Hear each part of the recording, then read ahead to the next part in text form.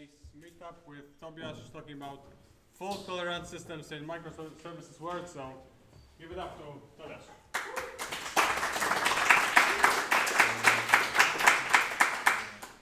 Thanks. So yeah, I'm Tobiasz. I also work at Ingrid, like Krzysztof, and unfortunately, some topics will be I will cover some of the topics that Krzysztof already talked about, and I don't have any interesting Australian facts prepared, but I hope it will be also entertaining. First, I will say what can go wrong in the distributed system, then how can we prevent these faults on infrastructure and application level, and then we will be talking a little bit about idempotent operations and data inconsistency. So let's start with the definition. What we understand what is fault tolerance is ability of the system to continue working in the event of partial failure. So when one of the components starts failing, we need to tolerate it somehow and not bring our whole production down. So why do we need fault tolerance at all? So here we have 3 points, and 2 of them probably I won't be able to speak correctly, but first one is reliability, and so we need to be sure that our API is responding with valid data and so doing what it's supposed to do.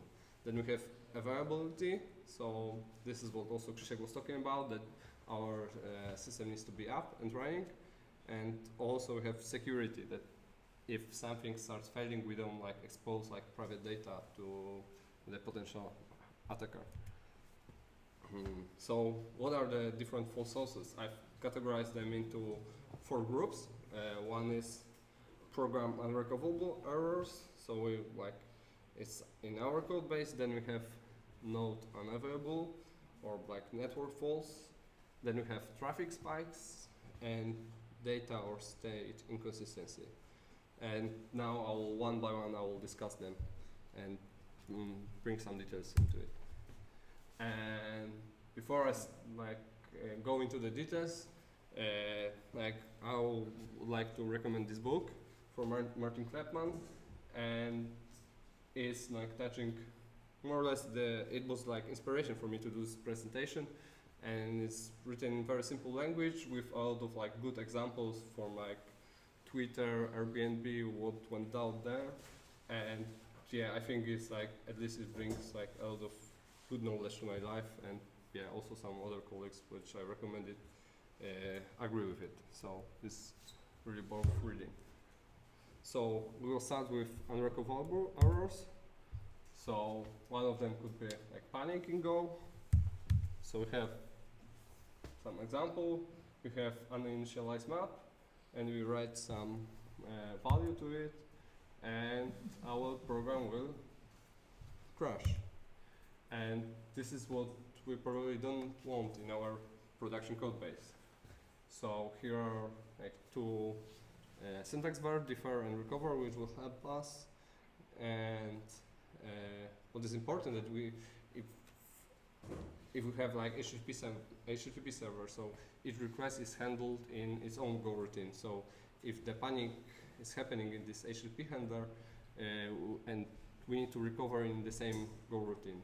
But luckily there are a lot of already prepared middlewares which provides it to us. So we have HTTP middleware or gRPC interceptor that's doing it for us. Another example is out of memory, or it can also be out of CPU. And how can we deal with it? And I've put here a Dilbert graph, which basically is showing that Kubernetes is the answer, and it will be in this presentation a lot that Kubernetes really helps us to maintain highly available environment in our case. So what Kubernetes is providing us, it's pod resources management, And pod is like the basic entity in Kubernetes, and you can define request resources and limit resources. Requests, so these are the resources that should be like this pod should using, and Kubernetes is obligated to it will provide these resources to us. And limit is when Kubernetes will kill this pod. When it's reach the limit, it will kill the node. So in order to we want it to be killed because we don't want it's consuming whole memory on the node. But in order to have it, we need to have multiple replicas of each deployment, because based on that, other replicas will get the traffic when this pod will be restarted. And also we need monitoring and alerting, and because when Kubernetes starts killing this pod, we probably want to see it and get alerted, and then based on some graphs, we need to see what went wrong. If we have some memory leak, or based on some code changes, our application right now is more resource consuming, so we need to adapt the resources. And now second type of failure, so we have node unavailable, and first category is network faults, and here is some interesting topic. It's even written in Wikipedia, phases of distributed computing, and basically, it's saying that it's not migrating from monolith or working on your computer to the distributed computing is not that easy, because network is not always reliable, latency is zero, so these are the phases, so we need to handle them. And first, how can we handle it? So first comes the timeout. Krzysiek already show us how we can use context with timeout. So nothing basically interesting here. Another what is also important, that sometimes we need to have retries, because if one of our service fails, can fail due to out of memory, or we don't have the request back, we probably would like to retry this operation. And what is important with retry, first there are different types of error that we some errors are not retriable, so we can, here's example of gRPC interceptor, which will we are using it when we dial to the server, and we define group of codes on which the interceptor will automatically do retry. And also we can define here in the backoff with some exponential backoff. So this is important, and if we do it on the interceptor level, it's out of the box, so we don't need to care about when we are just in our code base. We just do it on the interceptor level when we dial the server.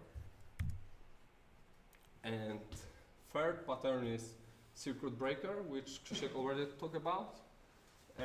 So I won't explain it, even though I've prepared this definition by myself.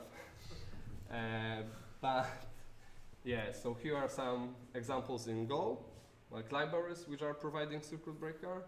I think GoKit is using this Sony Go breaker under the hood, actually, but I'm just 80% sure. But we can do it also in the infrastructure level. So instead of using it in our Go code base, we can do it on the infrastructure level, and this is called it's service mesh provides it to us. It has also different responsibilities, but this is one of them.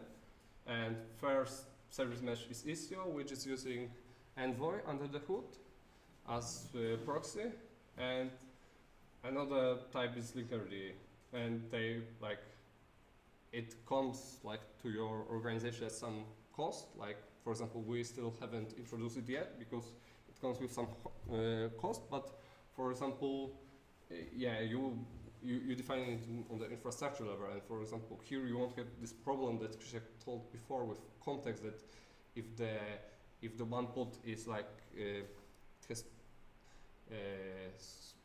high CPU and it even cannot like listen to the context done. If you do it in the infrastructure level, it's like not related to the application code, so it should be like more safe. And so those were like the network problems, and we also can have like power outages of the node.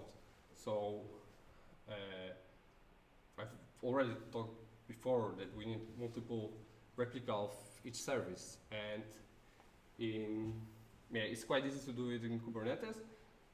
You need to also like think about it like during the design, that you cannot share memory, but this is like standard stuff in the microservices world. But what is also important is this pod anti-affinity. Is that probably if we have, let's say, 4 nodes and we have 4 replicas of one service, and we don't want them to be on the same node, because if the node gets killed, then we don't have any pod at all. And pod anti-affinity gives us this ability that we can specify that they shouldn't be on the same node, so they should be distributed among different nodes. So even if the one gets killed, we will be still like, our production will be fine. So now I want to say like a little bit like event notification pattern. Like, I'm not sure if this is like the correct the correct word, but how we are using it, it's like Krzysztof before was saying that we shouldn't have like too many synchronous calls on the like the critical path. So what is event notification? So when the service do some action, it publish the events on some, for example, pops up. So other services can like subscribe to this topic and get the events out of this service. But actually, they are not. We have low coupling because of it, but it also gives us this that if like this is not synchronous call. So even if the third service is like flaky or something, it's like not responding, it's not on our critical path, because we just publish this event and we don't care who is listening to it. So this critical path will be quite safe, and it gives you high availability, and it's like really nice pattern. Because you can add services later that are listening to this subscription, and also gives you this availability that even if one of the services is down, it has created this subscription, so the events will be waiting for him when he is when he's going back to the live. That he won't miss any of the events. They will wait for him until he acknowledges it. So right now we will talk about idempotent operations, and let's start with the definition. So it's from Stack Overflow, but it's quite simple. Like, no matter how many times you call the operation, the result will be the same. So what is idempotent operation? For example, assigning Boolean true to X. So no matter how many times you execute this operation, it will still be true. And what is not idempotent operation is incrementing, for example, X. If we increment it, each operation will change the value. And why is it important? Here I have person graph. It's client and service, but it can be service A and service B inside our system. And actually, we don't know when our service, like when the communication fails. It can fail before we reach service B, which is doing some logic. Service B can fail during the execution of this command, or we could, the service B could process the operation, but we fail to, the communication failed, sending the acknowledge or some, respond okay. So if we do retry and the second service is not idempotent, probably we will result in some duplication of data in that third situation, because it will just process it as another call. So this service B needs to be idempotent in order to not duplicate the data.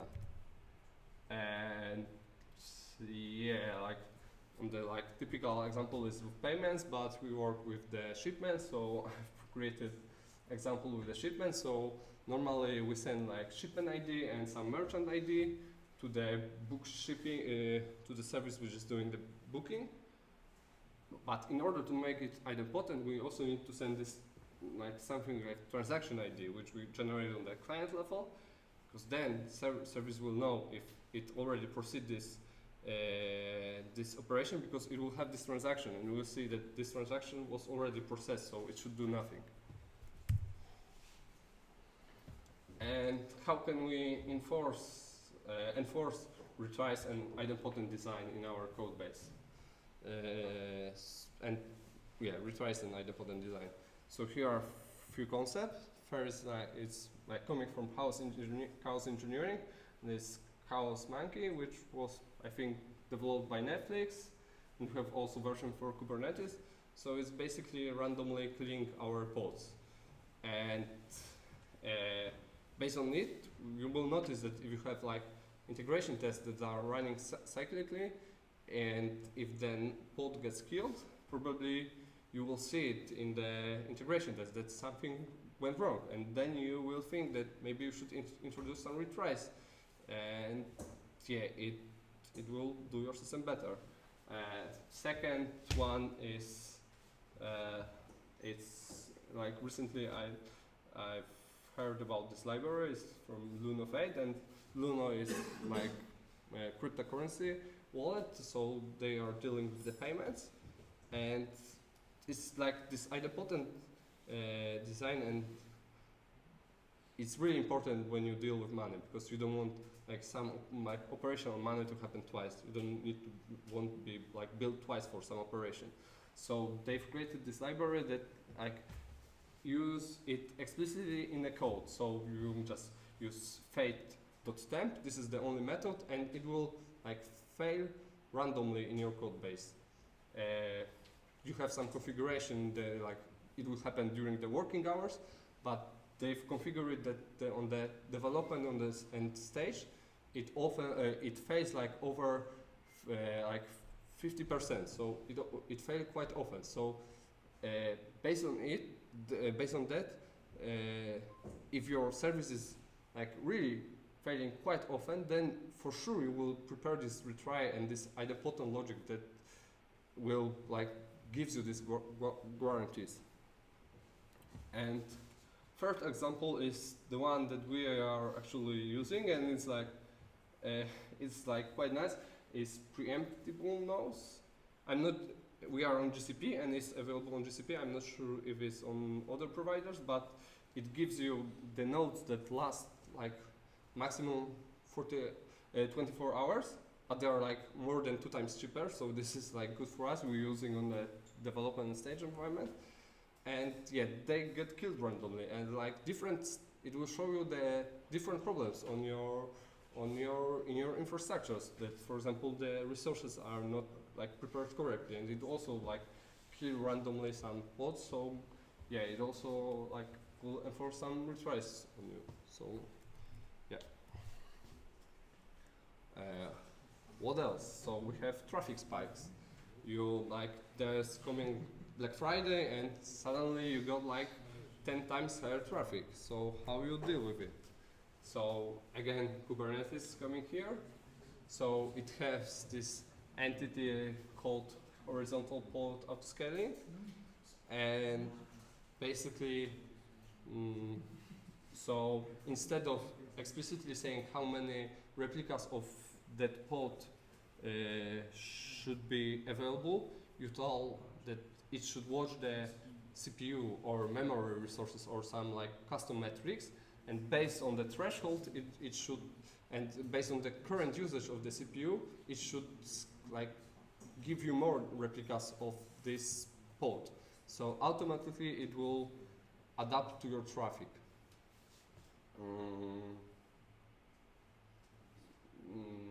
Yes, I forgot to say one thing before. So I will continue and say later. So then we also have load balancing to like put the traffic between each node, and node auto scaling, because if you have like 2 times more traffic, probably you will need more nodes. So they need, like, it's nice also if they are getting auto scales, or at least you have some others that you're like running out of space on your nodes. And what I previously, and actually I don't have slides for it, but what is also important in traffic spikes, that you should have separation. I think it's called pattern and database per service. So we try to, if we know that this is like higher risk or high operation service, we try to assign even like the different single instances for like data intensive operation, because it gives you this ability that even if something wrong goes to the production, when it's starting hitting like the scale, you will still have this like critical path separated. This instance will be, the instance that will be hitting like high CPU will be separated from this important one. So this is also important to have this separation on the database instance level. So third topic that I want to mention here is state inconsistency and your data. So what we mean by that is, like, we can have, like, if we result in some like partial update of the state, it can be like quite dangerous for us, because probably our code base after some times won't know what it should do, because something will be updated and some part of the same information won't be. So if we are operating on the single SQL database, we should use transactions, and there is like acronym ACID. It's really well explained in this book that I mentioned previously. I will just talk about 2 parts of it. So first one is atomicity. So all the operation will appear in the database or none. So if we fail during the operation, it will be rollbacked, and you won't result in the like partial update. So this is nice. And there's also isolation. So it tells you how concurrent execution of transactions are treated in the database.